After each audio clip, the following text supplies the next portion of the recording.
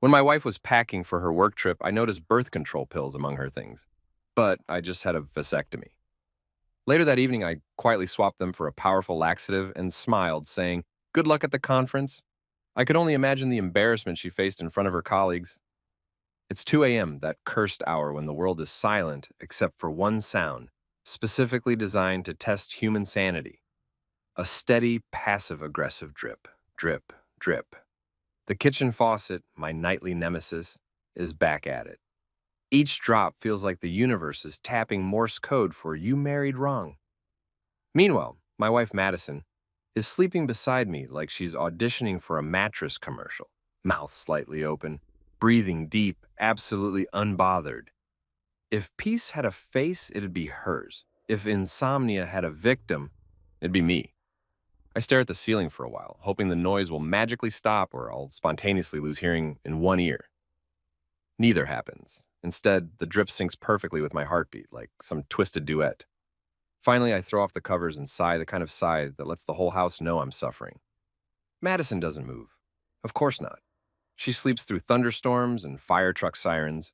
I once accidentally set off the smoke alarm making popcorn. She rolled over and mumbled, "Get the insurance papers." I grabbed my old wrench from the toolbox, the one I inherited from my dad along with his sarcastic streak and high blood pressure, and shuffle into the kitchen wearing boxers and disappointment. The tile's cold, the air's colder, and I can smell last night's takeout judging me from the trash can. The faucet gleams like it's mocking me. "All right, you metallic demon," I mutter, crouching down to work on the pipe. That's when I see it. The open travel bag sitting on the counter. Madison's bag. Normally, I'd ignore it. She travels for work all the time, chasing business strategies and networking opportunities, which is corporate for overpriced cocktails and pretending to like people named Chad. But something about the way the bag gapes open catches my eye. Inside, her usual stuff: lip gloss, perfume, charger, conference badge. Then my gaze lands on a familiar blister pack: birth control pills. At first, my brain doesn't compute. It's like spotting a bear in your backyard. You just kind of stare, thinking, "Huh, that's weird." Then it hits. I had a vasectomy, a whole ass, medically verified, paperwork signed vasectomy. My swimmer's retired, gold watch ceremony, and everything. So why the hell would Madison need these? I freeze, wrench in hand, mouth slightly open, heart pounding so loud it almost drowns out the dripping. Almost. My first thought, maybe they're old. Maybe she just hasn't thrown them away. My second thought, maybe she's taking them for something else from hormonal stuff, right? My third thought, maybe I'm an idiot grasping for excuses. Ding, ding, ding, we have a winner. I sit back on my heels, staring at the pills like they might explain themselves. They don't. The little pink compact gleams under the kitchen light, innocent and damning all at once. I can actually hear my dad's voice in my head. "Son, if something doesn't make sense, it's because someone's lying." He'd probably pat my shoulder, hand me a beer, and tell me to lawyer up. I laugh softly, because what else can you do when your life suddenly feels like a bad sitcom? I even picture the laugh track audience gasping in unison as the camera zooms in on the pill pack. "Oh no, he found the evidence." Cue theme music. I reach out and pick it up. It's open, one pill missing. I turn it over, checking the label like some detective in boxers. It's new, prescription date from 2 weeks ago. Any delusion I had about leftovers evaporates. My throat goes dry. I put the pills back exactly as I found them, careful not to disturb a single thing. The dripping pipe is still leaking, by the way, because the universe loves timing. So I fix it, tighten the nut, wipe the water, test the faucet. No more drip. Congratulations, me. I just repaired the plumbing while mine's been metaphorically shut off for a year. I lean against the counter, wrench hanging limply in my hand. My reflection in the microwave door looks ridiculous. Hair messy, eyes bloodshot, expression somewhere between disbelief and a nervous laugh. "You've got to be kidding me," I whisper. It's funny, in a dark comedy kind of way. I remember the vasectomy vividly. Me lying there, cracking dumb jokes at the doctor because I use humor as anesthesia. Madison was there, holding my hand, saying, It's just a precaution. We're done having kids anyway. She even kissed my forehead afterward like a supportive partner in a medical commercial. Now that memory plays back with a brand new soundtrack, the faint rustle of betrayal. I rinse my hands, though they're not dirty, and close her bag gently. I want to be wrong so bad it hurts. Maybe there's some miracle explanation involving medical research or space-age skincare. But deep down, I know. My gut knows. I walk back to the bedroom, feeling like I'm moving underwater. Madison's still asleep, tangled in the sheets, hair fanned across the pillow like a shampoo ad. I watch her for a second, and the irony hits me. I used to love moments like this, the quiet, the comfort of just existing next to someone. Now it feels like standing next to a ticking bomb. I slip into bed, trying not to wake her. The mattress dips, and she instinctively scoots closer, her hand brushing my arm. Love you, she mumbles. For a split second, my heart does that stupid thing where it wants to believe her. Old reflex. Then I remember the compact, the pills, the date. I swallow a bitter laugh. Love you too, I whisper, though it feels more like a confession than a response. I stare at the ceiling again. No drip this time, just silence, the kind that screams louder than noise. And here's the twisted part. A small piece of me feels relieved. Because for months, something's felt off. Late nights at the office, the sudden obsession with personal development seminars. The new wardrobe that screams somebody else is watching me get dressed. I told myself I was paranoid that marriage had seasons. Well, this season's called Winter of Deception, and I'm the idiot who didn't check the forecast. I glance at the clock, 2:47 a.m. Great. I'll either sleep never or dream of pharmacies. My mind starts spinning scenarios like a conspiracy board. Madison sneaking around, mystery man with too much cologne, hotel receipts, fake conferences. I almost laugh again because it sounds too cliche to be real. But cliches exist for a reason, right? They're what happens to people who don't pay attention until the drip becomes a flood. I turn on my side, watching her chest rise and fall. She looks peaceful, beautiful even. The kind of beauty that makes you want to believe she couldn't possibly be guilty of anything uglier than using too much conditioner. And yet, a thought hits me, sharp, cold. If she's cheating, I don't want to explode.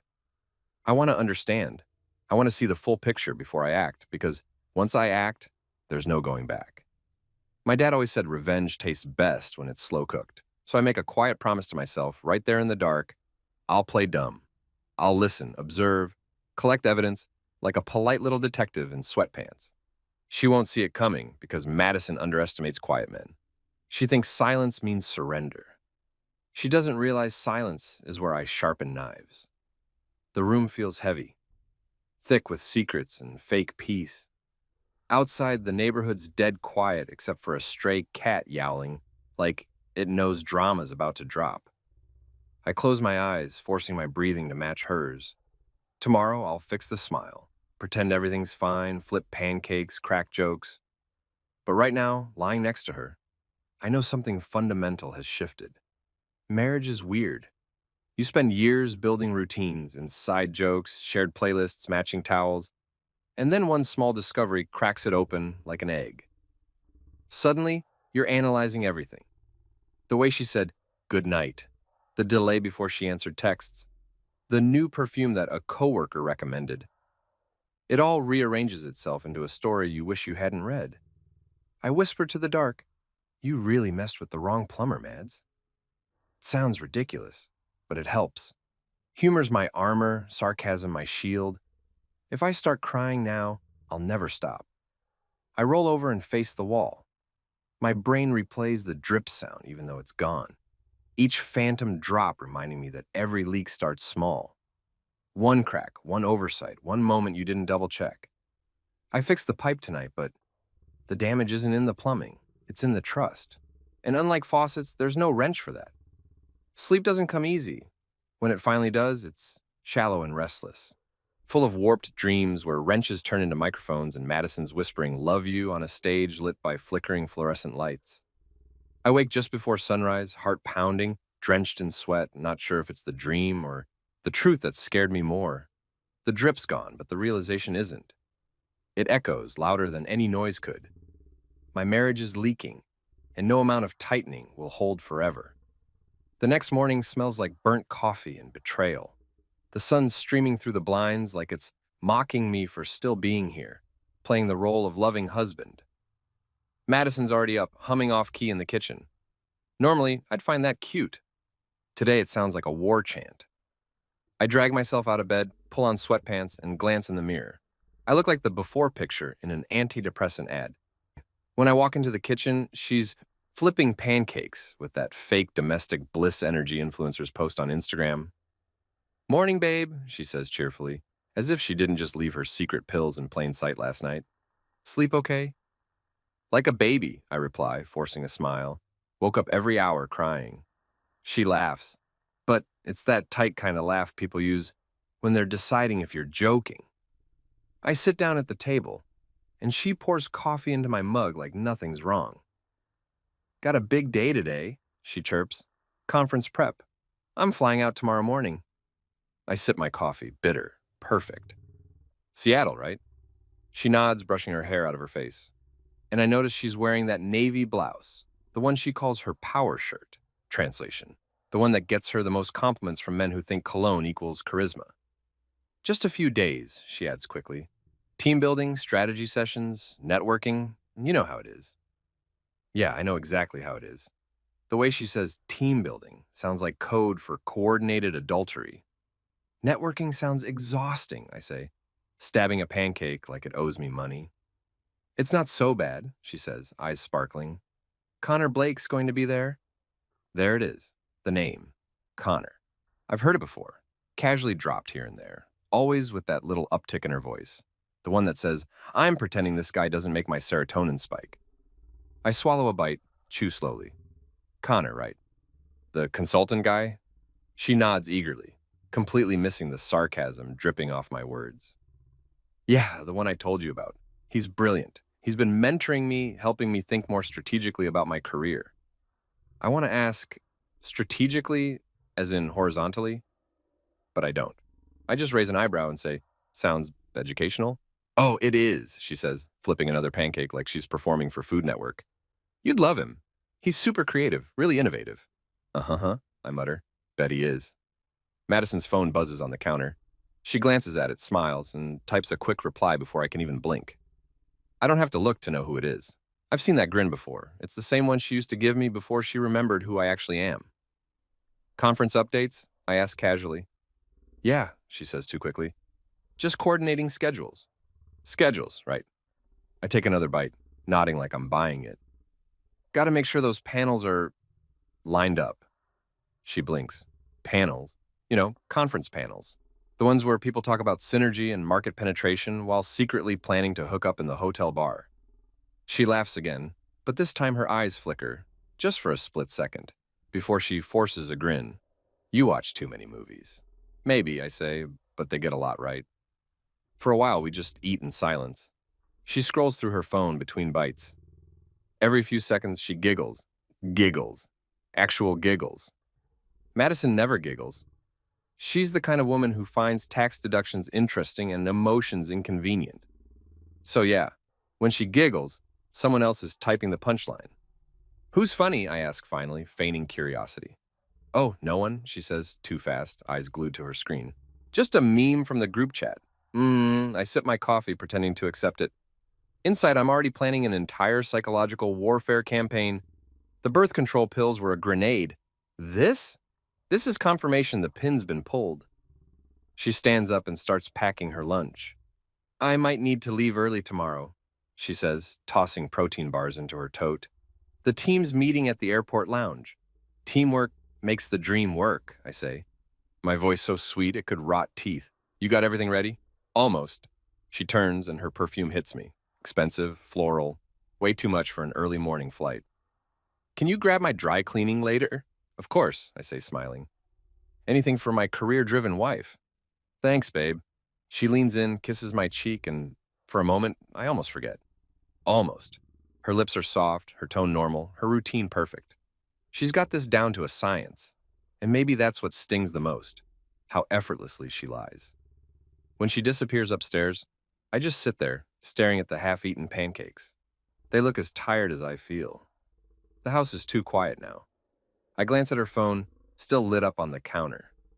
A new message pops up. My heart skips like a scratched CD. Connor. Can't wait to see you tomorrow. Missed your laugh today. My jaw tightens. Missed your laugh. That man doesn't know how close he is to missing solid bowel movements for a month. I screenshot it, just muscle memory at this point. Then lock the screen and slide the phone back exactly where she left it. She walks back in, zipping up her suitcase. You okay? She asks, glancing at me. Yeah, I say, masking the storm brewing in my head. Just thinking. About what? Oh, nothing important, I say. Just plumbing. She tilts her head. Plumbing? Yeah, I say, sipping my coffee. Pipes, leaks, pressure, maintenance stuff. She stares at me like I've grown another head, then shrugs. You're weird sometimes. Only sometimes? I smile. Guess I'm slacking. She laughs, a genuine one this time, and grabs her bag. I've got a meeting downtown, so I'll be back late. Don't wait up. Wouldn't dream of it. She leaves, heels clicking across the tile like the world's most elegant countdown. I watch her car pull out of the driveway and vanish down the street. The silence that follows is deafening. I sit there, drumming my fingers on the table. The rage isn't fiery. It's cold, precise, like a scalpel. The kind that cuts clean. I could confront her right now. Demand answers. Blow everything up. But where's the art in that? No, if she's going to play games, I'll write the rules. I rinse my plate, staring out the window. The yard looks normal. Same trimmed grass, same nosy neighbor walking her dog in pajamas. Everything looks ordinary. And that's the funny thing about betrayal. It hides best in routine. The pancakes, the kisses, the travel plans, all camouflage for chaos. My phone buzzes. It's my buddy Marcus, the IT guy from college who now hacks Wi-Fi passwords for fun and legally questionable profit. His text reads, "Game night Friday?" I reply, "Maybe, gotta handle something first." He sends back a meme of a raccoon holding dynamite. Don't do anything illegal without me. I laugh, the first real laugh of the morning, and text back, define illegal. I clean up the kitchen, still thinking about Connor. The name alone sounds douchey. Probably a guy who wears fitted vests and says things like, let's circle back. I can already picture him. Slick hair, smug grin, probably thinks Coldplay is deep. I grab my car keys, debating whether to follow her downtown just to confirm my suspicions, but I stop myself. Not yet. If I start tailing her now, I'll look desperate. No, better to stay calm, observe, document, and maybe, just maybe, start crafting an insurance policy of my own. By noon, she texts, busy day, don't forget to eat lunch. I stare at it for a second before replying, wouldn't miss it. How's your mentor? No response. I smirk, gotcha. I drive to the hardware store, pretending to care about faucets and pipes, but my mind's already spinning schemes. If she's going to play with chemicals, maybe it's time I learn some chemistry of my own. I imagine her face when Karma shows up wearing an apron. By the time I get home, she's texted again. Sorry, crazy meeting. Connor's idea blew everyone's mind. Yeah, I bet it did. I resist the urge to reply something nuclear and just text back. Bet it did. You always did love surprises. She doesn't answer. Figures. The rest of the evening drags like a Monday in purgatory. I make myself dinner, spaghetti and cynicism, and scroll through Netflix without watching anything. The quiet stretches on until it's suffocating. Finally, I grab my phone and open the calendar. Conference in Seattle, she said. That gives me time to plan, prepare, and make sure her little getaway turns into the most memorable trip of her life. I close my eyes, picturing her laughing at her phone this morning, whispering Connor like it's a secret worth keeping. My jaw tightens again. Fine, she wants to play pretend? I'll play pretend. She'll never see it coming. And for the first time since last night, I feel something new. Not sadness, not rage. Purpose. Tomorrow, the games begin.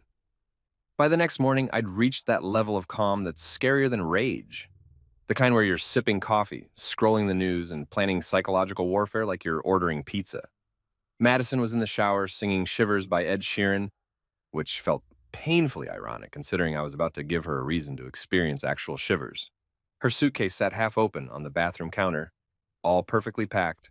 Makeup, perfume, business suits, the usual props for conference wife theater. The pink compact case sat right on top, mocking me like a neon sign flashing lies in here. I stared at it while stirring my coffee. My hand didn't even shake. That's when I knew I was in dangerous territory, the kind of calm that makes therapists nervous. But before I turned into the world's most sarcastic vigilante, I needed supplies. Not bullets or blueprints, just something far more poetic. Laxatives. Yeah, you heard that right. Super strength, digestive Armageddon grade laxatives. The kind pharmacists warn old ladies about. When Madison left for her team meeting, I grabbed my keys, threw on my hoodie, and drove to the nearest drugstore. The place smelled like antiseptic and bad life choices. The clerk, a teenager with pink hair and eyebrow piercing, gave me the "are you dying or pranking someone" look when I slapped 3 boxes on the counter. Uh, she said slowly. These are in industrial strength. Perfect, I said, deadpan. They're for a prank video. She tilted her head. You're filming someone using these? I smiled. Let's just say someone's been full of crap for a while, and it's time for nature to take its course. Her eyebrows rose. Sir, you might want to consider therapy. Oh, I have, I replied. But this is cheaper. I left with a paper bag full of poetic justice and the satisfaction of a man taking control of his narrative. When I got home, Madison's car was still gone, which meant I had time for precision. I pulled on rubber gloves like I was handling radioactive waste, which technically I was. Then I opened the sacred compact, her vitamins. Each little pill sat neatly in place, smug in its deceit. You ever see those spy movies where the agent swaps diamonds under a camera's blind spot? That was me, except my diamonds were digestive grenades. I carefully replaced each of her birth control pills with the identical-looking laxatives I'd found. The color match was perfect. Both soft pink, same shape, even the same faint, chalky smell. I felt like Michelangelo painting vengeance in tablet form. While I worked, I hummed the Mission Impossible theme under my breath because, honestly, if you're going to commit an act of petty genius, you need a soundtrack. Every pill went back in the same spot, aligned perfectly, like the planets before an eclipse. When I finished, I snapped the compact shut, exhaled, and admired my handiwork. I'd just created the world's first moral detox kit. The timing was perfect, too. Her flight was tomorrow. That meant my little gifts would kick in right about the time she'd be smiling over appetizers with Connor, mentor of mischief, Blake. As I cleaned up, I thought about what kind of person I was turning into. The kind who plants laxatives in his cheating wife's purse. Not exactly the hero you root for, but honestly, heroes get screwed, strategists survive. Around noon, Madison came home. She smelled like citrus and ambition, her hair tied up, face glowing like she just got promoted in emotional manipulation. You're home early, I said, keeping my tone casual. Meeting wrapped fast, she replied, setting her bag down. Connor had to run, so we rescheduled. Oh, I bet he did. Probably to pack matching suitcases. Good for him, I said. Guy sounds efficient. She grinned, completely missing the dagger in my tone. He really is. We're lucky to have him on the team. Yeah, lucky, like a stomach virus in July. She wandered into the kitchen, opening the fridge, humming again. Hey, can you remind me to take my vitamins tonight? I always forget before a trip. My grin almost betrayed me. Don't worry, I said softly. I won't let you forget. She smiled, oblivious, and I swear, the universe winked back at me. That night, while she showered, I sat in bed pretending to scroll through emails, but mostly rehearsing my internal monologue for future Netflix dramatizations of this moment. The steam from the bathroom drifted out, carrying that expensive lavender scent she always used. Her bag sat on the dresser, zipper half open, compact case peeking out like a pink little time bomb. I took a sip of water, feeling smug in a way that was almost spiritual. When she stepped out, towel around her hair, skin glistening, she smiled at me like nothing was wrong in the world. Everything packed? I asked casually. Almost, she said, rubbing lotion on her arms. I think I'm forgetting something. You sure? I emphasized, voice deliberately light. You've got your essentials? She frowned, thinking, then snapped her fingers. Oh, right, my vitamins. She zipped open the bag, grabbed the compact, and dropped it into the side pocket. Good catch, babe.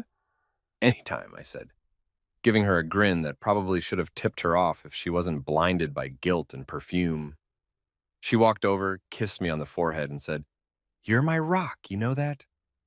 I almost laughed out loud. "Yeah," I said, voice calm, "solid as they come." She smiled, totally unaware that the rock she was standing on had just shifted beneath her feet. After she turned off the lights and crawled into bed, she curled up beside me. My mind was racing, but I kept my breathing even.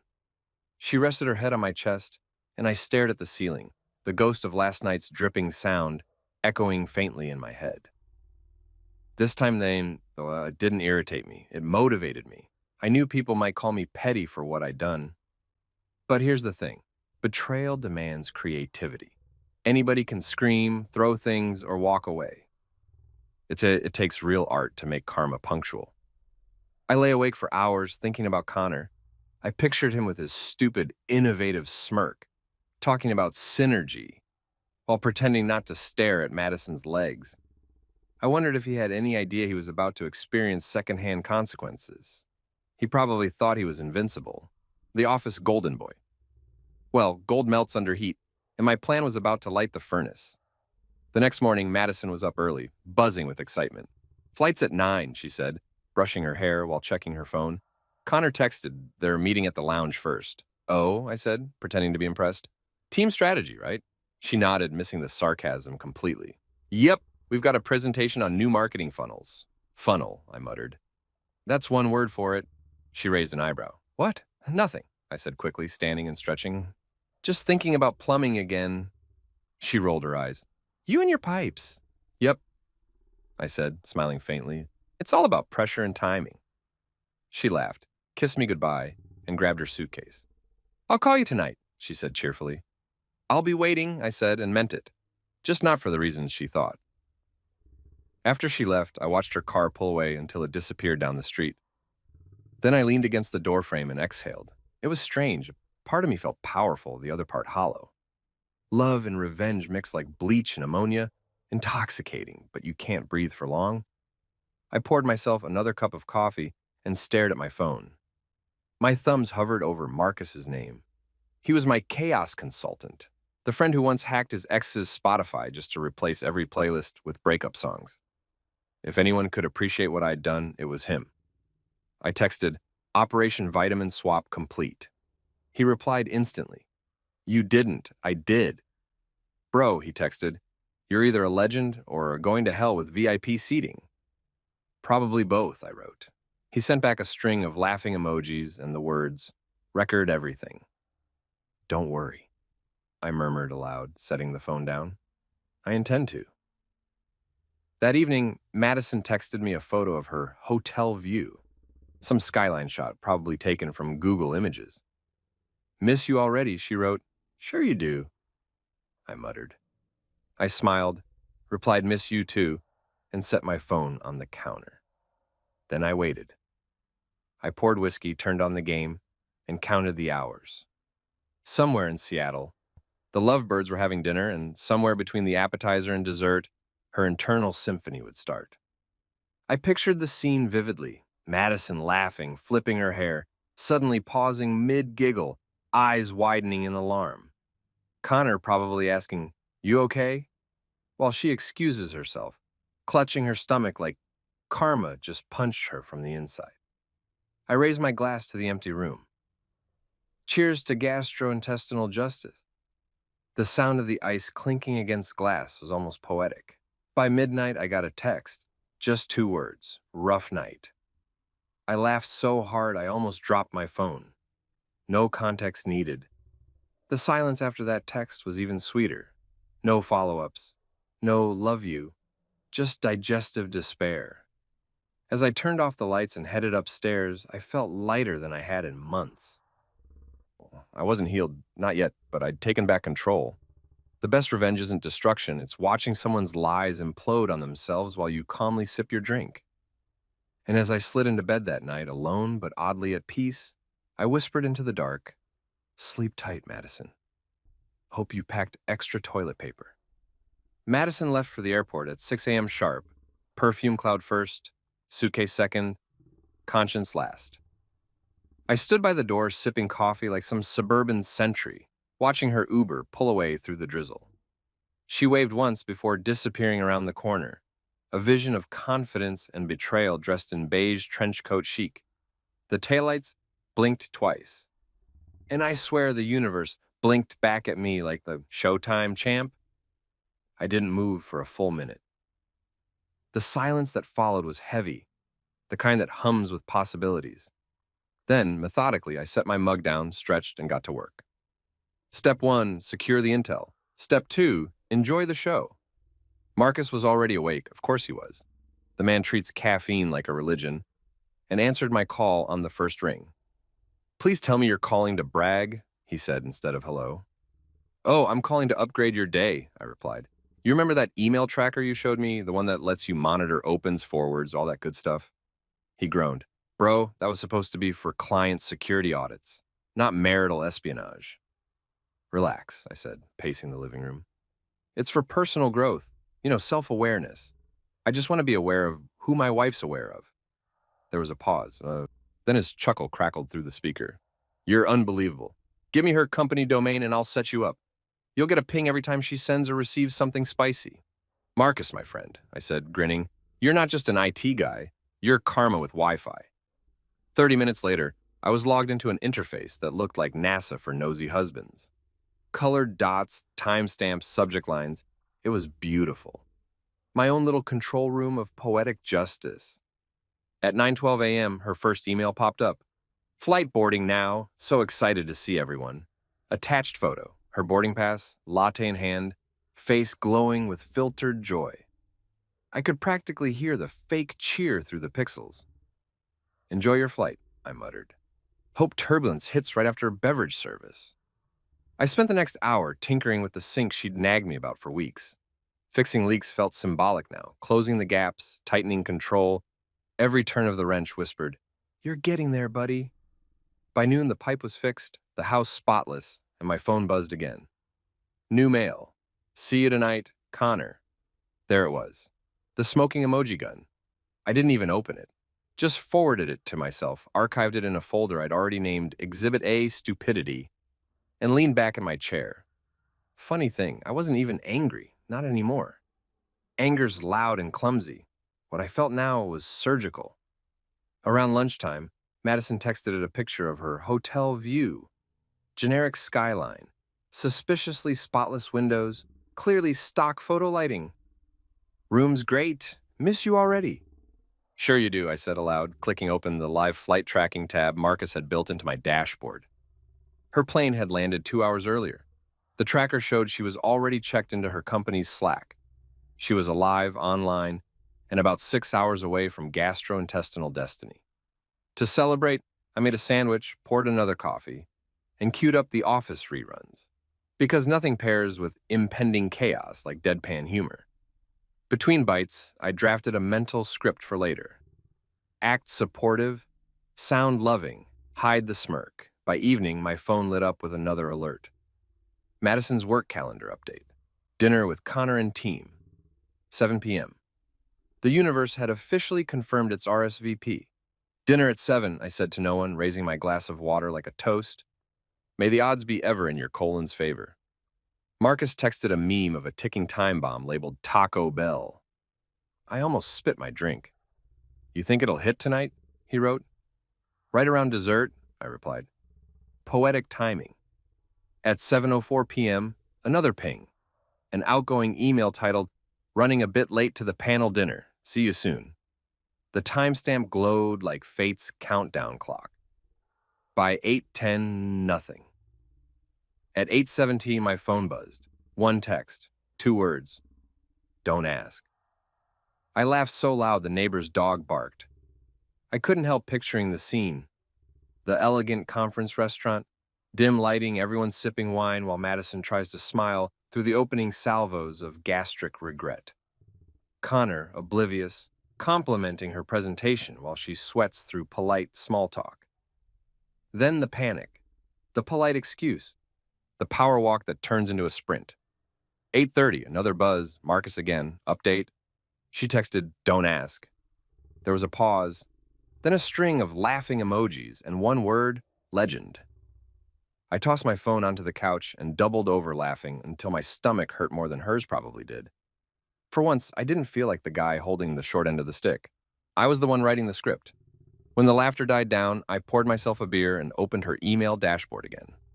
Sure enough, there was a new one in her drafts folder. Half-typed, never sent. Sorry, had to run. Not feeling well? Tell Connors I'll see him tomorrow. Oh, Madison. Tomorrow's not looking so good either. I clicked save, closed the laptop, and leaned back with a satisfied sigh. I should have been furious about the betrayal. Instead, I felt vindicated, like I'd taken the universe's chaos and turned it into choreography. Around 10, I decided to call it a night. Before heading upstairs, I glanced once more at her texts. Nothing new since Don't Ask. I imagined her curled up in a 5-star hotel bathroom, questioning her life choices, and whispered, "Sweet dreams, sweetheart. May the porcelain gods grant you mercy." Sleep came easy for me that night. Maybe it was the beer, maybe the justice. Probably both. The next morning, sunlight poured through the blinds, warm and smug. My first thought was that I didn't hear dripping. My second was that I hadn't heard from Madison. Usually she spammed morning check-ins like a Hallmark intern. I checked my phone. No texts. Curious, I opened the email tracker. There they were, 3 messages from her sent between 2 and 4 a.m., all flagged urgent. The first read, "Had bad food reaction. So embarrassing." Connor and the team were so sweet about it. The second, "Doctor says maybe a bug. Need rest. We'll miss morning session." And the third, "Love you for being so patient with me." I almost snorted coffee out my nose. Patient? Lady, I'm practically a saint. I sent back a short reply. Hope you feel better. Stay hydrated. Classic husband tone. Warm, supportive, devoid of suspicion. The kind of text that makes cheaters underestimate you harder. Marcus called an hour later, voice already grinning. "So, did Karma board the flight or what?" "Oh, she boarded," I said. "She even upgraded to explosive seating." He wheezed, laughing. "You're going to hell." "Maybe," I said, smirking, "but I'll be well hydrated when I get there." After the call, I went about my day like any regular man whose marriage was imploding and thriving simultaneously. Groceries, bills, gym. Life felt strangely simple without suspicion gnawing at the edges. Every errand came with a silent victory soundtrack. By afternoon, Madison finally texted, "Feeling a little better." Connor brought me soup. Of course he did, probably the kind that promised comfort and delivered heartburn. I typed, "He's a great colleague," deleted it, retyped. That's nice of him. Hit send, no emoji. You can't give emojis to people who weaponize affection. Evening rolled around and she FaceTimed me from her hotel bed, hair messy, face pale. "Hey babe," she croaked. "You won't believe the last 24 hours. "Oh, I can imagine," I said, keeping my tone neutral. "Something I ate must have been bad," she said, clutching her stomach.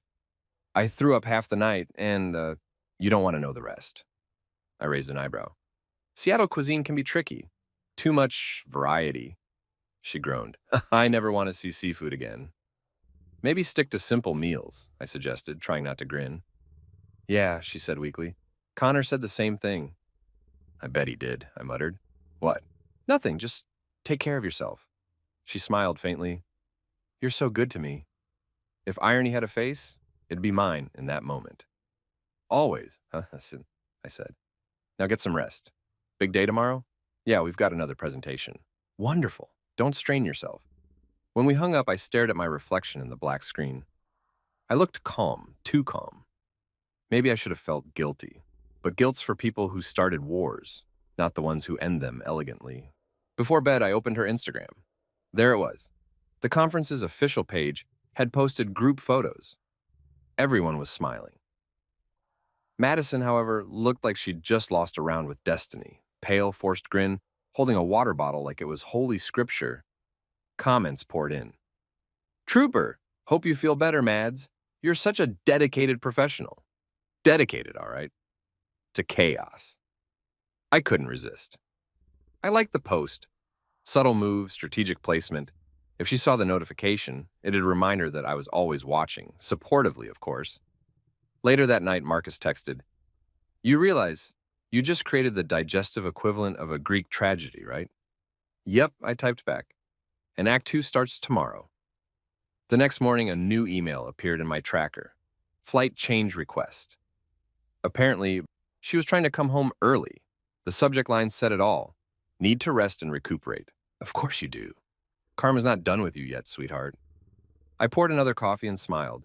Watching someone's lies unravel isn't instant gratification. It's a slow-motion masterpiece. Every rough night, every forced smile, every fake apology waiting to be born, all of it was leading somewhere. And for once, I wasn't the clueless husband cleaning up the mess. I was the conductor, baton raised, ready for the symphony of consequence to reach its crescendo. As I closed my laptop, I whispered, "Bon appetit, Connor. Hope you like your mentorship sessions spicy." The house felt lighter again, the pipes quiet, the air still. I'd fixed the leaks, inside and out. For the first time in months, I didn't dread the silence, I owned it. You know that feeling when you're scrolling through your phone, waiting for Karma to post an update? That was me the next morning. Bleary-eyed, half-dressed, coffee in one hand, justice in the other. My screen lit up like it had news from the front lines. Because, well, it did. My personal battlefield was the Seattle Marriott Ballroom, and the soldiers were Madison's intestines. The first ping came at 8:42 a.m., a new email from her. Subject line, "Great first day." Panel was amazing. Meeting with Connor later for dinner, I stared at the message like it had just insulted my mother. The tone was way too chipper, like she hadn't just turned the conference into a live-action Pepto-Bismol commercial. "Meeting with Connor later," she said, as if the phrase didn't come with its own ominous soundtrack. I pictured her typing it while sipping electrolyte water, pretending she didn't have flashbacks to the Marriott restroom. The audacity. I took a slow sip of coffee. "All right, Madison," I murmured. "Let's see how long that confidence lasts." By noon, nothing. No new emails, no texts, no pings, just silence. The kind of silence that hums like anticipation. I went about my day pretending to be a functioning adult.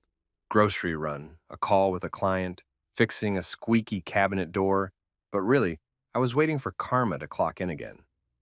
Then, at 6:55 p.m., I got the update. A text. "Dinner soon." Feeling much better. Connor picked a place with amazing seafood. Seafood. I nearly dropped my phone. I actually laughed out loud in the middle of my kitchen. "Oh no, honey," I said to nobody. "No, you did not just tempt fate with oysters." I sat down, grinning like a man about to watch a sequel he didn't ask for, but absolutely deserved. I could almost see the movie trailer in my head. Previously on the Conference Chronicles, the clock hit 8:00 p.m. I opened the tracking dashboard Marcus had set up for me because, yes, I'm that level of prepared now. No new emails. Then 8:05. Still nothing. 8:10. I started refreshing just to make sure my connection was alive. 8:15, my phone buzzed. One text from Madison. "Don't ask. Rough night." That was it. 2 words, the holy grail of poetic justice. I leaned back on the couch, closed my eyes, and let the laughter come. It started small. A chuckle, then a snort, then full-blown, uncontrollable hysterics. I laughed so hard, I dropped my beer and scared the neighbor's cat through the window. "Oh my God," I gasped between breaths. She doubled down on seafood. I texted Marcus. Update. Stage 2 complete. Operation Oysters of Oblivion successful. He replied instantly. "Bro, did you just hack Karma again?" "Nope," I typed back. "I just gave her digestive GPS." He sent back about 40 laughing emojis and a meme of Gordon Ramsay yelling, "It's raw." I nearly spit my drink. The best part, I didn't even need details. 2 words told the whole story.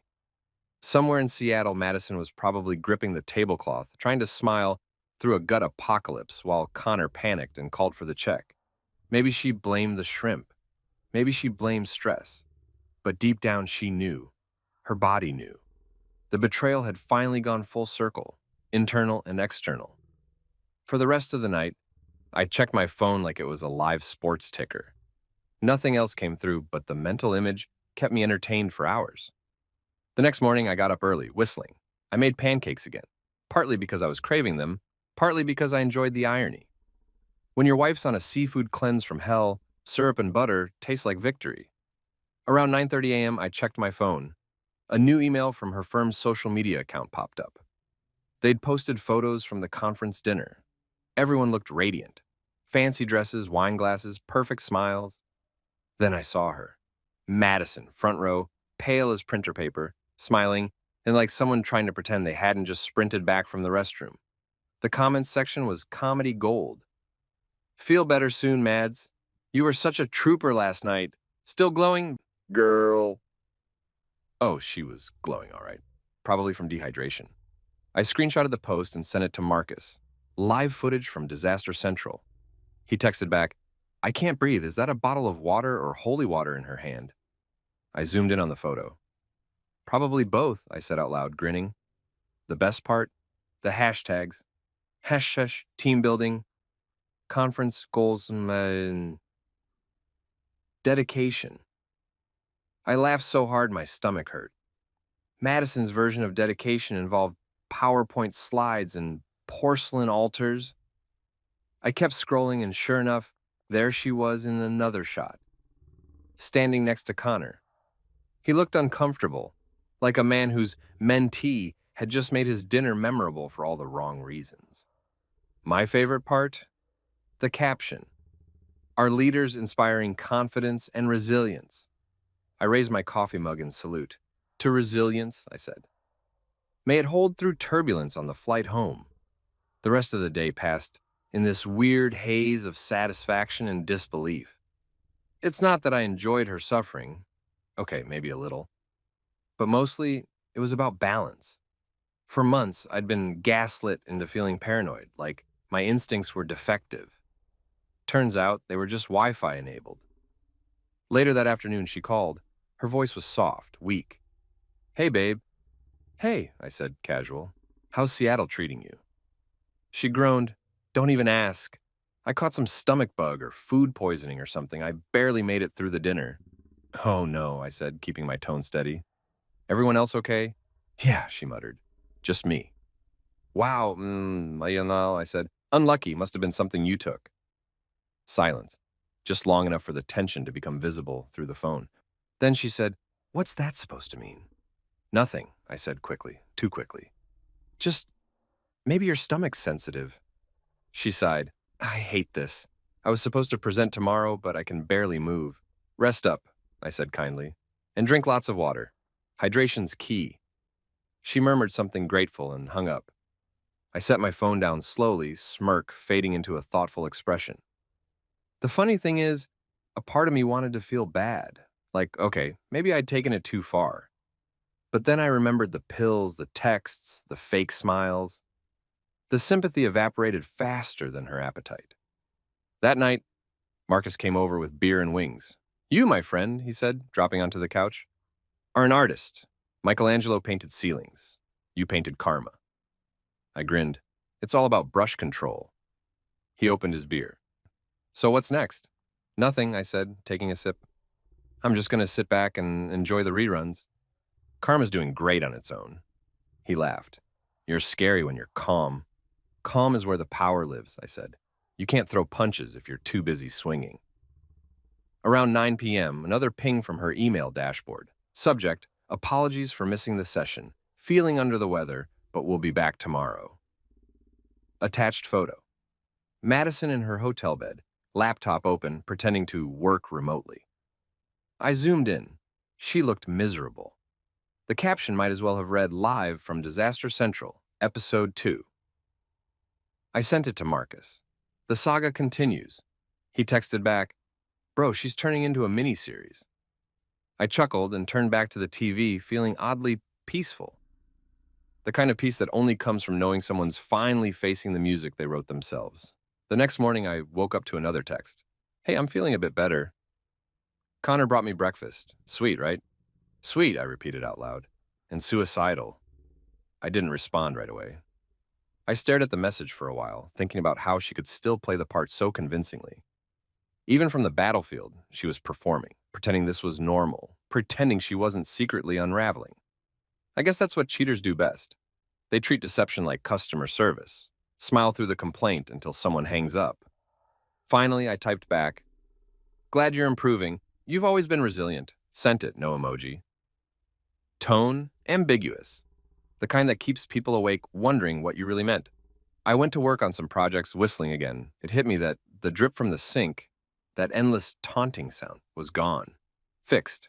Quiet. No leaks left in the house, or my patience. At lunch, Marcus texted me one last time. "So, are we declaring victory, or waiting for another round?" "Victory," I typed. "But partial. The campaign's not over yet." "You planning a sequel?" "No," I wrote. "Just waiting for the ending she writes herself." He replied with a gif of someone dropping a mic. That evening, I checked my inbox one last time before bed. A new email notification popped up. From Madison. Subject line, "Miss you. Can't wait to be home." I opened it. Just a short paragraph about how grateful she was for me, how she couldn't have handled this without my support, and how she'd make it up to me when she got back. I stared at the screen for a long time.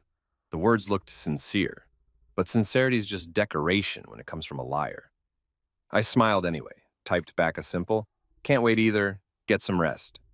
Then I deleted the email, shut the laptop, and went to bed smiling. Because I knew one thing for sure. She wasn't sleeping easy, not tonight, not for a while. By day 2 of Madison's Seattle work trip, I'd already learned something important about betrayal. It doesn't just hurt, it schedules itself. It shows up in your inbox at 9 a.m., attaches pictures of people pretending to work, and CCs your pride. I woke up early that morning, made myself a breakfast that didn't taste like heartbreak, and opened my laptop like it was Christmas morning for Petty Husbands. The conference's official account had already posted a fresh batch of photos on Instagram. The caption read, "Day 2, collaboration, creativity, and coffee." Cute. Except Madison didn't look creative. She looked like she'd been through an emotional exorcism. There she was, third from the left, pale and glassy-eyed, clutching her water bottle like it contained salvation. The comments were a masterpiece. "Feel better, girl. Still shining through it all. You're such a trooper." Oh, she was trooping, all right. Straight through the consequences of pharmaceutical sabotage and bad life choices. I leaned back, sipping my coffee, grinning at the screen. Somewhere in Seattle, my wife was sitting through a panel about market synergy, while her insides hosted a rebellion. And that, my friend, is what I call poetic alignment. The phone rang. Marcus, naturally, he lived for updates now like I was streaming a live reality show. "Morning, Mr. Karma," he said. "What's the latest from the battlefield?" "Day 2, I said. "The troops are holding the line, but morale's low." He laughed so loud, I had to move the phone away from my ear. "You're insane. She posted anything?" "Photos. She looks like a ghost trying to fake enthusiasm." "Classic conference face," he said. "You realize you've turned this into a sport, right?" "I prefer the term performance art," I replied. I could hear him snickering. "You're scaring me, man. What happens when she comes home?" "Ah," I said, staring at the screen. "That's the season finale." By lunchtime on Wednesday, Madison's voicemail landed in my inbox. I didn't pick up when she called because, honestly, I wanted to savor it. Her voice sounded weak, like someone narrating their own karma documentary. "Hey, babe," she croaked. "Crazy stomach bug hit me out of nowhere. Can you believe it? Everyone's fine but me. Must have been something I ate." I hit replay just to hear it again. Must have been something I ate. I almost applauded. 10 out of 10 delivery. A masterclass in unintentional irony. I texted her back. "Hope you recover fast. Maybe try staying hydrated." It took her 2 hours to respond. "You're sweet. I'm drinking tons of water. Miss you." I read that, laughed, and whispered, "Sure you do." That night, I decided to up my surveillance game. Marcus had already set up access to her email, but I wanted visuals. So I did what any rational man in 2025 would do. I checked the conference's public live stream. Apparently, they were broadcasting a segment called Empowering Tomorrow's Leaders. I clicked play, and there it was. The Marriott ballroom full of bright-eyed professionals pretending they weren't hungover. And then I spotted her. Madison, my wife, sitting front row, hair perfect, smile fake, posture immaculate. For a second, I just watched her, trying to remember what it used to feel like when I believed that smile was real. Then the camera panned, and there he was, Connor Blake, Mr. Mentor himself. Square jaw, tailored suit, smug face that screamed LinkedIn influencer. He leaned toward her at one point, whispered something, and she laughed a little too hard. I didn't even feel anger anymore. Just amusement. Because if she thought this was subtle, she clearly underestimated the observant power of a betrayed man with Wi-Fi. Half an hour later, I refreshed her inbox again. A new message. Subject, thanks for checking on me. Sender, Connor Blake. I swear, the winking emoji was the cherry on this sundae of stupidity. I opened it. The body said, glad you're feeling better. Dinner tonight? There's a place near the waterfront. Low lighting, great view, just the two of us. Promise no seafood this time. I actually clapped. Oh, Connor, I muttered. You magnificent moron. I forwarded it to myself, Exhibit B. Then I forwarded it to Marcus, who texted back 5 seconds later. This dude is writing his own obituary. Pretty much, I replied. I'm just the archivist. Later that evening, around 7, another text from Madison arrived. Heading to dinner with Connor to thank him for being so sweet. Don't wait up. Wouldn't dream of it, I said aloud. By now I could almost picture the scene. Dimly lit restaurant and overpriced entrees, two people pretending to discuss work while toe-flirting under the table. I imagined the conversation. Connor probably saying something like, you're so strong for pushing through your illness. Madison blushing, playing coy, pretending she wasn't mentally drafting excuses. And somewhere between her pretending and his grinning, I imagined her stomach growling like a thunderstorm. Poetic timing never fails. Sure enough, at 8:41 p.m., my phone buzzed. One message. Can we talk later? Not feeling great. I almost fell off my chair laughing. Oh no, I whispered. Round 3. Marcus called right after. You're not going to believe this, he said between wheezes. I just saw her tagged in a colleague's story. They're all still at dinner, but she's gone. Bathroom break, I said, smirking. Dude, you are terrifyingly calm. Calm men make the best villains, I said, taking a sip of beer. The next morning, I woke up to a barrage of messages. Madison's coworkers were apparently living their best lives, posting selfies with captions like, Team Vibes, an amazing night out. Meanwhile, her own account was silent, not a single update. Then, at 9:27 a.m., she texted me. Hey babe, crazy night. I think I'm coming down with something serious. Connor's getting me medicine. I didn't even bother replying immediately. I made myself breakfast first. Eggs, bacon, black coffee. The breakfast of the emotionally liberated. When I finally responded, I wrote, hope he gets the right prescription. Something gentle. She didn't reply. By noon, the conference organizers posted another update. Group photo. Bright daylight, smiling faces, no Madison. The caption read, Day 3. Some of our team members are resting, but the show goes on. Resting. What a polite euphemism for redecorating a hotel bathroom. Marcus texted again, man, she's out sick. Her coworkers just tweeted about missing her on the panel. Yeah, I replied. Guess her system's just rejecting lies. He sent back, bro, you're dangerous with metaphors. That evening, my phone rang. Madison again. Her voice sounded rougher than before. Soft, raspy, full of pity-seeking undertones. Hey, she croaked. Hey yourself, I said lightly. How's the glamorous life of conference stars? She sighed. Don't even. I've been in my room all day. Connor checked on me, brought soup again. He's so sweet. I closed my eyes and bit back a laugh. Yeah, he sounds like a real helper. He's just being kind, she said defensively. Of course, I said, feigning innocence. He's always so generous with his time. Why are you being weird? She asked, her tone shifting. Just tired, I said. Late night, Oh, she said softly. I miss you. That was the part that got me. The I miss you. Not because it felt genuine, but because she said it like it was a line she'd rehearsed. I exhaled. Rest up, I said finally. You'll need your strength for your flight home. Yeah, she whispered. Can't wait. Neither could I. After hanging up, I just sat there in silence, staring at the dark window reflection of myself. My own face looked different, calmer, sharper. Revenge has a weird side effect. It makes you see yourself clearer.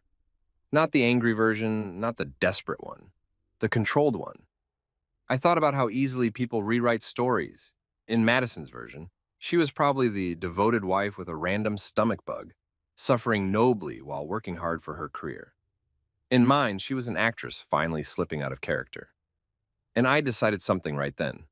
When she came home, I wouldn't confront her with yelling or tears. No, that's what amateurs do. I'd let her hang herself with silence. The one tool guilt fears the most. I spent the rest of the night cleaning the house, folding laundry, wiping counters, straightening the mail. There's something cathartic about order, especially when your life's been chaos. By midnight, the place looked perfect. Before bed, I checked her email one last time. A new message from Connor. Hope you're feeling better. I'll stop by in the morning before you head to the airport. My grin returned. Oh, please do, I murmured. Say your goodbyes while you still can. I forwarded that one too. Exhibit C. Evidence was piling up like confetti. I lay down, staring at the ceiling, listening to the hum of the quiet house. No leaks, no dripping, just silence. The kind that means you've finally taken back control. The next morning she texted, heading home soon, can't wait to see you. I typed back, me too, safe travels, and I meant it, just not in the way she thought.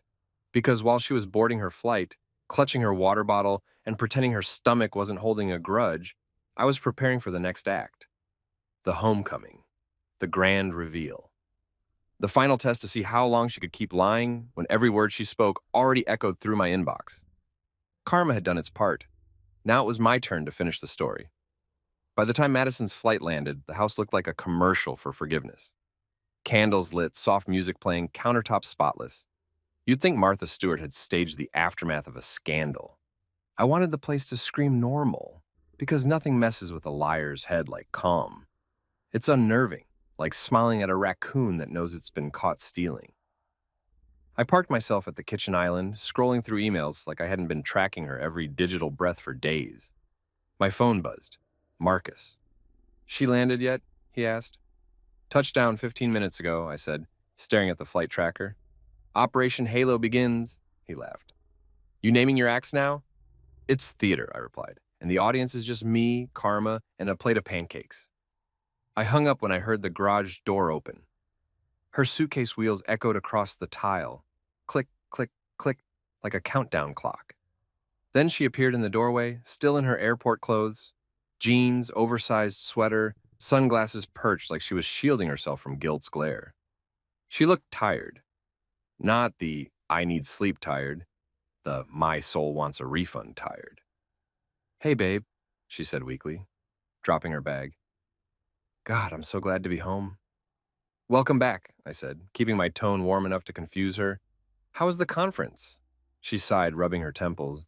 Don't start. It was awful. Oh, no. I said, widening my eyes just slightly. Food poisoning? Her head snapped up.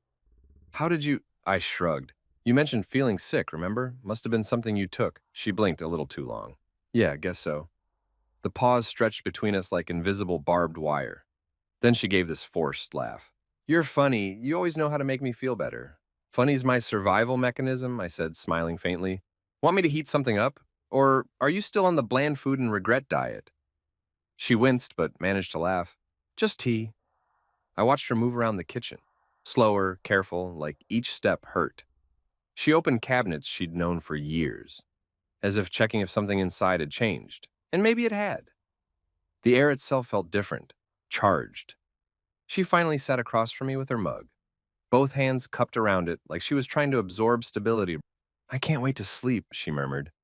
That hotel bed was awful. Bet, I said. You sure that's the only thing that kept you up? Her eyes flickered, quick, defensive. What's that supposed to mean? Nothing, I said smoothly, just making conversation.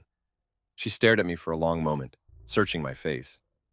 The silence stretched so long the kettle whistled again like it was trying to cut the tension. Then she exhaled, forcing a chuckle. You're weird sometimes. Only sometimes? I smiled. Must be getting better at it. Later, while she unpacked upstairs, I followed casually under the pretense of helping.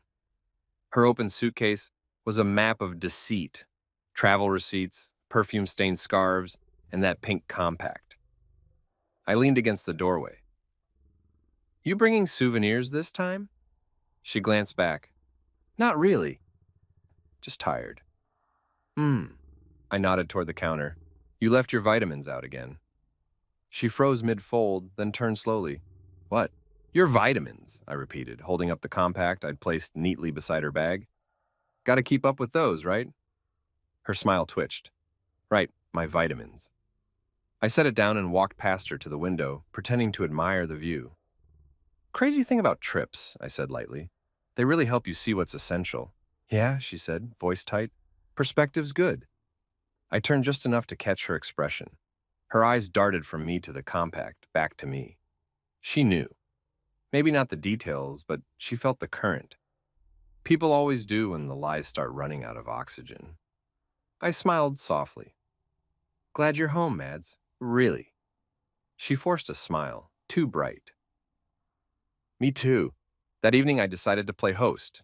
I cooked real food, not takeout, and even opened a bottle of wine. She perked up at that, clearly relieved. Nothing says false security like a romantic dinner with a man you think you've successfully fooled. Halfway through the meal, she finally relaxed. You know, she said, I miss this. What, food that doesn't fight back? She laughed for real this time. You're terrible. Tell me about it, I said, sipping wine. So, Connor checked in on you? Her fork froze midair. Yeah, just to make sure I was okay. He felt bad about dinner. Ah, I nodded, and such a caring coworker. Truly mentor material. She gave a nervous chuckle. Don't be jealous. I'm not jealous, I said, eyes steady on hers. I'm observant. The color drained from her face, and for a second, I saw it. The flicker of fear. That microscopic crack when someone realizes their secrets aren't secrets anymore. I leaned back, smiling. I actually saw some of the conference photos. Looked like fun. She blinked. You saw those? Of course, you looked pale. Her eyes dropped to her plate. I told you, I was sick. Oh, I know, I said softly. It must have been a real gut-wrencher. She looked up sharply. What's that supposed to mean? I took another sip of wine and smiled. Nothing. Just glad you survived. Would have hated to lose you to shellfish and shame. Her jaw clenched. Why are you acting like this? Like what? Like you know something. I set down my glass slowly, deliberately. Because I do, Madison. The silence hit like a thunderclap. She stared, eyes wide, searching for a way out. What do you mean? I reached for my tablet on the counter, tapped the screen, and tilted it toward her. The email subject line glowed like neon. See you tonight? Her face drained completely. You... Yep, I said. Read the whole thing. Very professional correspondence. You hacked my email? I fixed your plumbing, I replied dryly. Seems like I'm good at locating leaks. Her voice broke. Ethan, it's not what you think. Oh, no way, I interrupted, smiling thinly. It's exactly what I think, probably less. She started crying, actual tears, mascara streaks, trembling hands. I messed up. Okay, it was stupid. He meant nothing.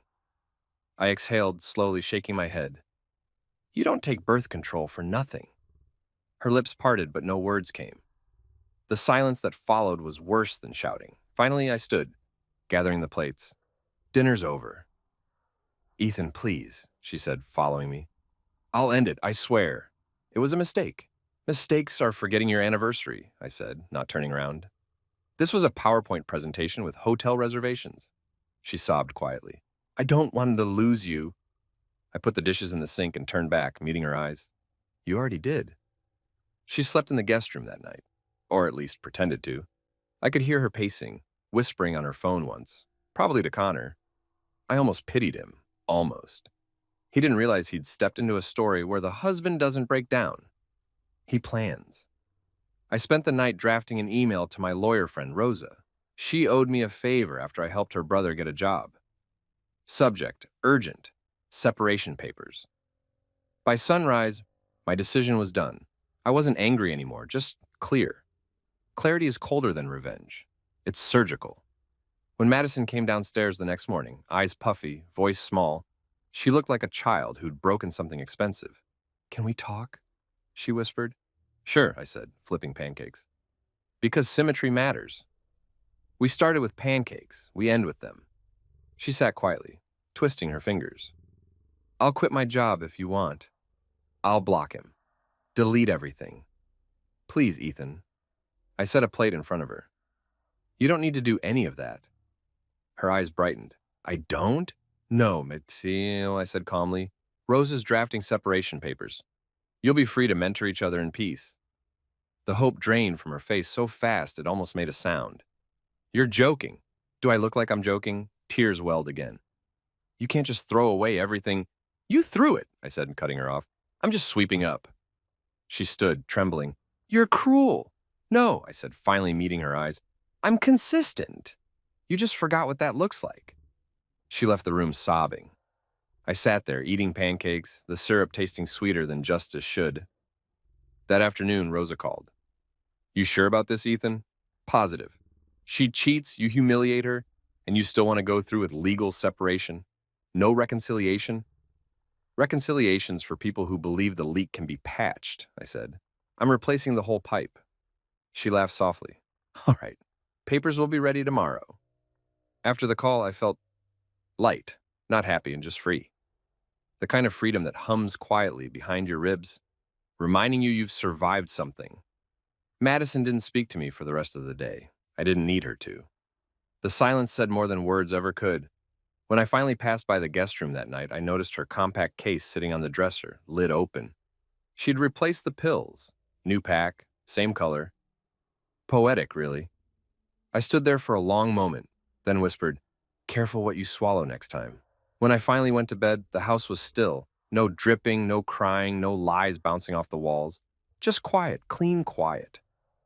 I thought about everything: the drip, the wrench, the pills, the emails, the looks. Every piece of the story had led here, to this steady calm.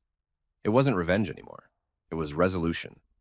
Before sleep took me, I sent one last text to Marcus. "Operation complete. Leak fixed. System stable." He replied instantly. "You're one scary plumber, bro." "No leaks left," I typed. "Only lessons." And for the first time in months, I fell asleep without the soundtrack of betrayal humming in my head. Just peace. Solid, earned, and entirely mine. The week after Madison's return felt like living with a ghost who still ate my cereal. She moved through the house quietly, careful not to bump into anything, especially the truth. I'd wake up to find her making coffee like some nervous barista auditioning for redemption. She tried small talk, little jokes, even offered to fix the broken porch light she'd ignored for 6 months. Guilt is fascinating. It turns liars into handymen. Me? I played along, smiled when appropriate, nodded at her stories, even laughed once or twice. I was the picture of calm domesticity, a man supposedly mending, while in reality I was collecting emotional interest on her deceit. People think silence is passive. It's not. Silence is strategy and surround sound. On Wednesday morning, I walked into the kitchen to find her humming again. It was almost comical, her trying to resurrect normal. "Good morning," she said brightly, like she'd practiced it in the mirror. "Morning," I said, pouring coffee. "Sleep?" "Better," she lied smoothly. "I've been thinking a lot about us." "That sounds exhausting," I said. And she blinked, caught between confusion and a chuckle she couldn't quite commit to. She cleared her throat. "I know you're angry, Ethan. I get it. But I want to rebuild." "Of course you do," I said, taking a sip. "People always want to rebuild the house after they set it on fire." She winced. "That's not fair." "Neither was the affair," I replied, calm, steady. "But we're not keeping score, right?" She fell quiet, staring at her mug like it might offer legal counsel. After breakfast, she went upstairs to catch up on work, which was my cue. I slipped into the living room, opened my laptop, and checked the shared cloud folder Marcus had rigged. Yes, I still had access to her company email. What can I say? Trust issues make great IT habits. Sure enough, there it was. Fresh correspondence. Sender. Connor Blake. Subject, just checking in. The message was short. Hope you're feeling better. Missed talking to you this week. You were the best part of the conference. I laughed out loud, startling the dog, and this guy's got the survival instincts of a moth near a porch light. I forwarded the email to myself, Exhibit D, and then, because pettiness is an art form, I printed a copy and folded it neatly into an envelope labeled Mentorship Program. I slid it into my desk drawer, right beside the separation papers Rosa had drafted. Because nothing says closure like documentation. That evening I cooked dinner again. Steak this time. Madison walked in surprised. You're cooking? Yeah, I said. Figured I'd make something memorable. She hesitated, probably wondering if memorable meant edible or emotionally scarring. Smells great, she said carefully. We sat down, plates between us, knives glinting under the pendant light. Halfway through the meal, she started. Connor texted me today. I didn't even flinch. Oh? How's your mentor? She paused, fork in midair. Ethan? What? You brought him up. He just wanted to see how I was doing. He feels awful about everything. Everything? I asked, tilting my head. You mean the part where he was comforting a married woman? Or the part where his digestive system survived dinner? She sighed, frustrated. Can you stop making jokes about it? I could, I said, chewing slowly. But then how would I process my trauma? Ethan, I'm serious, she snapped. So am I said evenly. You keep saying he was just a mentor. Mentors don't text hearts at midnight, Madison. They send feedback forms. She opened her mouth, closed it, then tried again. It wasn't like that. I was confused. He listened to me when I felt unseen. Oh, that's rich, I interrupted. You felt unseen, so you started scheduling private viewings? Her eyes filled with tears. I'm trying to be honest with you. No, I said quietly. You're trying to rewrite the story before it goes public. She pushed her plate away, stood pacing. You don't understand, Ethan. You stopped caring long before Seattle. Maybe, I said, but I didn't outsource affection to a man named Connor Blake. She stopped pacing, glaring at me through glassy eyes. You're cruel. I smiled faintly. Cruelty's relative. Honesty just hurts more because it doesn't flinch. She stormed upstairs, muttering something about space. I let her go. Let her stomp, cry, text whoever she needed to. Because every move she made was proof of concept. She couldn't live without control. And right now, she had none. Later that night, I heard her phone buzz on the counter. I didn't even have to look. I knew who it was. I picked it up anyway. Connor again. Still thinking about you. Wish we could talk like before. I stared at the message for a long moment, then typed a reply without sending it. So does my lawyer. Then I deleted it, set the phone back, and went to bed. Around midnight, I heard soft footsteps. Madison slipped into the room like a thief breaking into her own house. She stood at the edge of the bed, whispering, Can we talk? Depends, I said, not opening my eyes. About what? Love, lies, or mentorship programs? She sighed. Please, I can't sleep. Guilt does that, I murmured. Ethan, she said, voice cracking. I ended it with him. For real. I opened my eyes then. Good for you, I said flatly. Want a medal or a refund? She sat on the edge of the bed, staring at her hands. You don't believe me. I believe you did something, I said. I just don't think it erases everything else. She started crying quietly. I watched her shoulders shake, felt nothing but distant curiosity. Empathy had left the building weeks ago. Finally, I said, Madison, I'm not going to scream at you if that's what you're waiting for. You already got the reaction you deserved, just not the one you rehearsed for. She looked up, confused. What does that mean? It means, I said, leaning back, I'm done being the emotional janitor in this marriage. You made a mess. You clean it. She whispered, I'm trying. Good, I said. Start by moving your stuff to the guest room. You're not sleeping here. Her mouth opened, but she saw something in my face, something final, and closed it again. She nodded silently and left. The next morning, she was gone before sunrise. She left a note on the counter at Mom's for a few days. I'll give you space. I poured coffee, smiled. Best gift you've given me in years. The quiet was glorious. No fake humming, no tiptoeing apologies, just peace. The kind that hums like air conditioning after a power outage. Marcus came over later that day. She finally leave? Temporarily, I said. Enough for my blood pressure to thank her. He grinned. So what's the plan now? Divorce party? Not yet, I said. First, I want her to sign the separation papers while she's still too guilty to argue. After that, maybe a new life where my Google Calendar doesn't include therapy sessions. He laughed. Man, you're colder than my ex's heart. Call it climate control, I said. He sobered a bit. You good, though? Actually? I thought about it. Good's a stretch, but functional, absolutely. Functionality is underrated. And 2 days later, Madison came back. She looked worn down, less like a villain, more like a person who'd been hit by her own plot twist. Can we talk? She asked at the door. Sure, I said, stepping aside. She sat at the dining table, the same place she'd once laughed, lied, and launched her downfall. I read the papers, she began softly. I'll sign them, but I need you to know something. I crossed my arms. You have 30 seconds before I start charging emotional rent. Her lips trembled. He meant nothing, Ethan. I know you don't believe me, but it was never about him. It was about me feeling invisible. I nodded slowly. You know what's ironic? You wanted to be seen, and now everyone will remember you as the woman who lost everything because she couldn't tell the truth. Tears welled again. You don't have to humiliate me. I'm not, I said quietly. You did that all by yourself. She looked away, ashamed. I'm sorry. Good on it, I said. Now prove it. She signed the papers, hands shaking.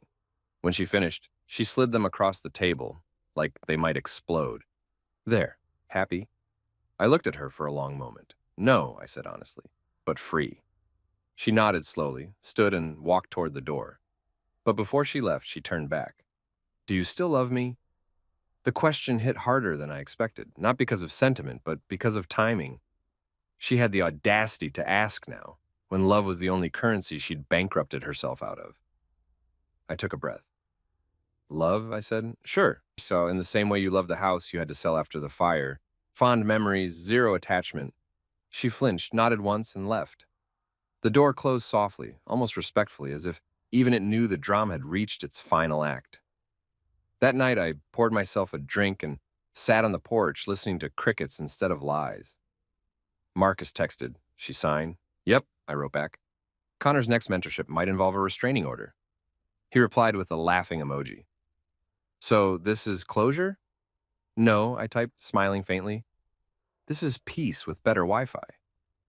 I leaned back, sipping whiskey, watching the sky darken. Somewhere out there, Madison was probably staring at her phone, waiting for a text that would never come.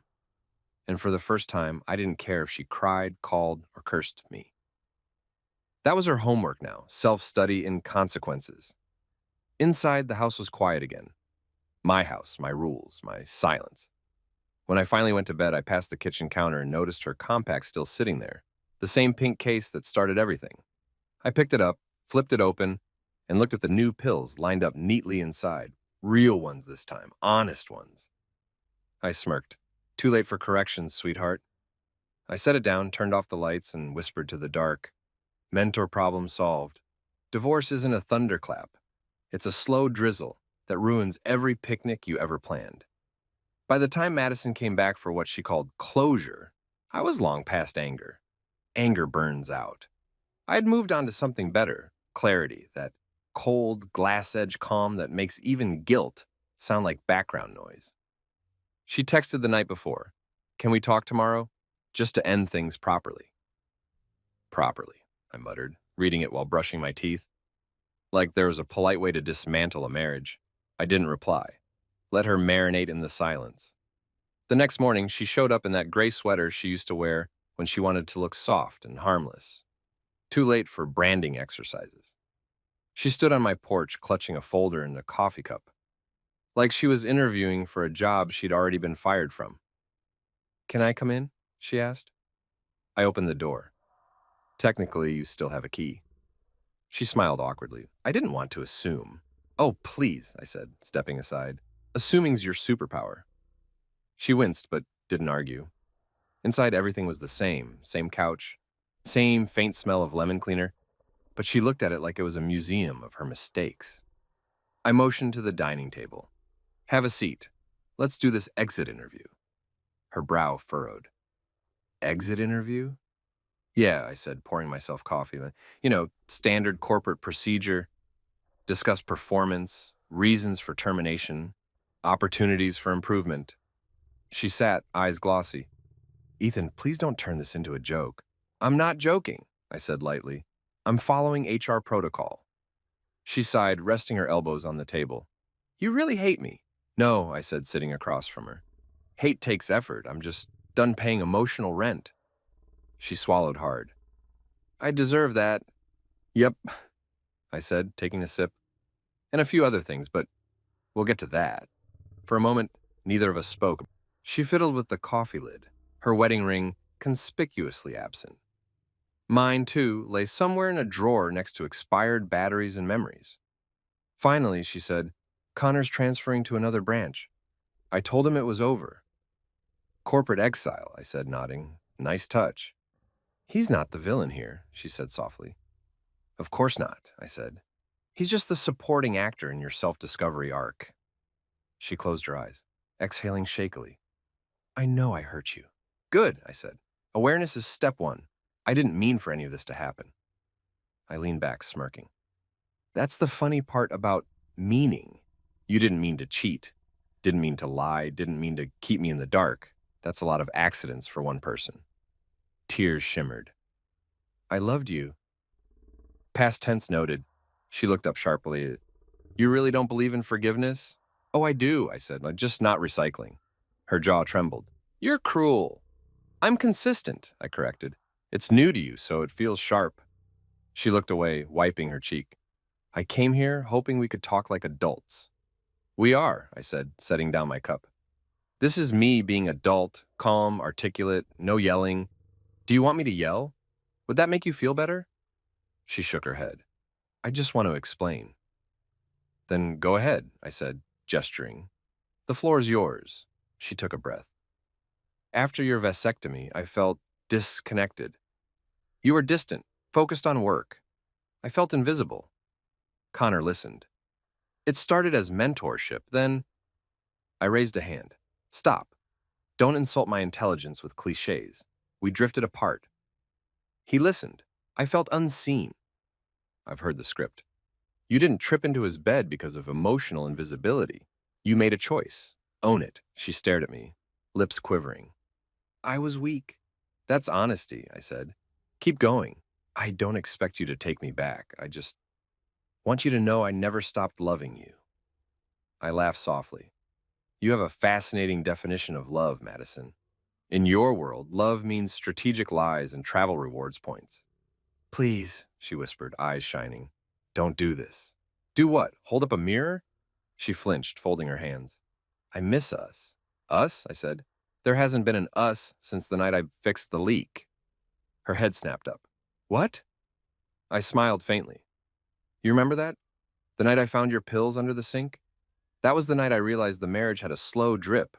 I just finally shut the valve. Color drained from her face. You knew back then? Of course, I said.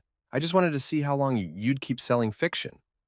She looked stunned, like she'd been standing on a stage with no script. Why didn't you confront me? Because I wanted data, I said dryly. Evidence, pattern recognition, I'm methodical like that. So, the laxatives... I raised my eyebrows. Ah! So you did notice. Her hand flew to her mouth. Oh my God, that was you! I shrugged. Consider it a health intervention. She stood up, eyes wide, half furious, half horrified. That's sick. So is your seafood, and I said calmly. But we both learned something, didn't we? Her voice shook. You could have told me. Why? I asked, standing too. So you could cry, apologize, and still fly to Seattle pretending nothing happened? You needed to feel the consequence. Sometimes the only way to fix a leak is pressure. She backed away, speechless. I could see it in her eyes. Disbelief that the quiet man she thought she could manipulate had been pulling the strings the whole time. You're not who I married, she whispered. I smiled thinly. Neither are you. She sat again, deflated, staring at the floor. The silence was heavy, the kind that forces confessions. Finally, she whispered, "What happens now?" "Now," I said, "now you sign the rest of the documents. We divide assets. You keep your car, your savings, and whatever dignity you can salvage. I'll take the house." Her voice cracked. "You're just throwing everything away." "No," I said, collecting the folder. "I'm decluttering." She swallowed. "We built this life together." "Correction," I said. "I built it. You decorated it with deceit." That broke her. She started crying again, quiet, ugly sobs that filled the room. I didn't move to comfort her this time. I just stood there, watching years of manipulation dissolve into wet mascara streaks. When she finally stopped, she said, "Is there anything I can do to make it right?" I thought about it. "Yeah. Leave with some grace. Don't turn this into another performance. Just go." She nodded weakly. "I will." I walked her to the door. She hesitated, looking back one last time. "Do you ever wonder if we could have been happy again?" I met her gaze. "We were happy," and I said. "You just wanted applause." She flinched, bit her lip, and stepped outside. The door closed behind her with a soft click that felt louder than thunder. After she left, I stood in the living room, surrounded by the echo of everything unsaid.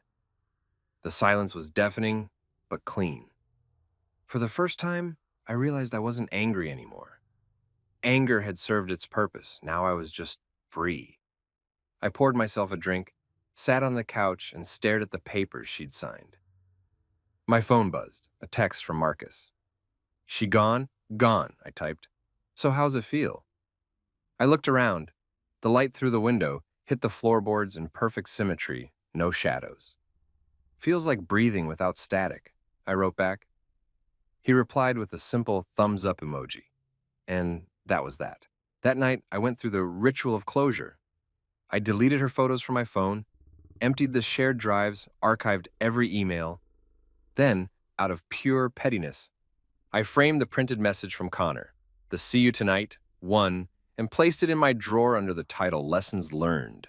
Not out of hate, out of reminder. Humans are capable of anything when they think they won't get caught. Before bed, I walked into the kitchen for water and saw the faint reflection of myself in the microwave door. Same face, different man. The kind who'd stared betrayal in the eye and smiled back. I lifted my glass to the reflection. "To closure," I whispered. "May it always arrive on time." The next morning, I woke early, habit more than need. The house was still, quiet except for the hum of the fridge. I made breakfast for 1, eggs, toast, peace, and sat at the same table where everything had fallen apart. But it didn't feel like a grave anymore. It felt like reclamation. Halfway through my meal, I noticed the envelope she'd left behind. Her handwriting on the front. For Ethan. I opened it. Inside was a short note, no dramatics, no perfume, just black ink on white paper. "I know I don't deserve your forgiveness, but thank you for showing me who I really was. You always deserve better." I read it once, twice, then folded it neatly and dropped it in the drawer with the rest of the evidence. Not out of nostalgia, just record keeping. When I stepped outside, the air felt different, crisp, new. The neighbor waved. I waved back. Life somehow kept going. For the first time in months, I didn't look over my shoulder, didn't check my phone, didn't wonder what she was doing. My story wasn't about her anymore, it was about me. The man who fixed leaks, rewired trust, and learned that silence can be louder than vengeance. That evening, Marcus showed up with a pizza and 2 beers. "To freedom," he said, raising a bottle. "To peace," I corrected, clinking it. He grinned. "You gonna start dating again?" "Eventually," I said. "Right now I'm dating self-respect. We're exclusive." He laughed so hard, beer almost came out his nose. "You're ridiculous." "Yes," I said, smiling, "but at least I'm honest about it." We ate, talked trash about our old college days, and by the time he left, I realized the laughter didn't feel forced anymore. It was real, earned. When the door closed behind him, I turned off the lights and sat in the quiet again, listening. No drips, no echoes. Just the sound of a man finally done fixing what wasn't his to repair. 3 weeks after Madison signed the papers, the house stopped feeling like a crime scene. The air was lighter. The silence didn't bite anymore. It exhaled. I'd finally removed the last traces of her from the place. Her toothbrush, her cardigan on the coat hook, that one framed wedding photo she'd forgotten. I kept the frame, tossed the picture, and slid in a note instead. Do not resuscitate. Rosa called that morning to confirm the court filing. It's official, she said. You're a free man. Free. The word hit different when it wasn't printed on a marketing brochure. Thanks, Rosa, I said. Send Connor a fruit basket with a thank you card. She laughed. You're not right, Ethan. Never claimed to be. After hanging up, I stood in the kitchen, staring at the quiet faucet, the one that started it all. Funny how a leaky pipe can trigger an entire personal revolution. I twisted the handle. Not a single drop. No hiss, no drip. Perfectly fixed. Guess it was never about you, I told the sink. You just gave me the hint. Marcus dropped by with 2 coffees and his usual grin. So, officially divorced. How's it feel? Like finishing a marathon I didn't sign up for, I said. You don't win, but at least the bleeding stops, he laughed. You gonna celebrate? Already did, I said, nodding toward the trash bin where Madison's last text was deleted minutes earlier. I'm sorry. You didn't deserve it. I'd replied, You're right, I didn't, and blocked the number. Best toast of my life. Marcus raised his cup.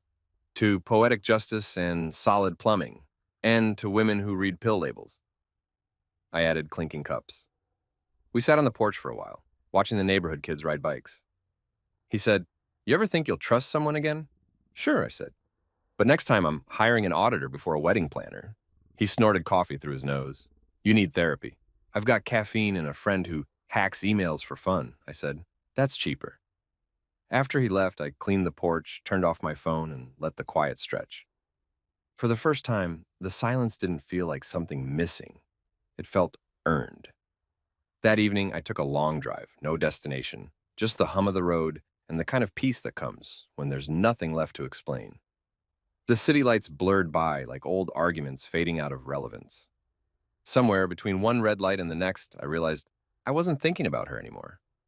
I was thinking about me, what came next, what I wanted, what I'd stopped pretending to need. When I got home, I found the last piece of her, the pink compact sitting on the bathroom shelf, the same one that started the domino effect. I opened it one final time.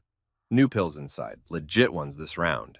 I smiled, snapped it shut, and tossed it into the trash. No more prescriptions for lies, I muttered. Later that night, I sat on the couch with a beer, the house dim except for the flicker of a muted game on TV. I wasn't lonely. I was just still. There's a difference. Loneliness is waiting for someone to fill the space. Stillness is realizing it doesn't need filling. Before bed, I checked my email. Old habits die nosy. A single message from Marcus. Bro, remember, karma doesn't need reminders. It's got Jeep. I laughed, closed the laptop, and looked around the living room one more time. Every inch of it was mine again. Not shared, not negotiated. Just mine. Upstairs, I brushed my teeth, turned off the lights, and caught my reflection in the mirror.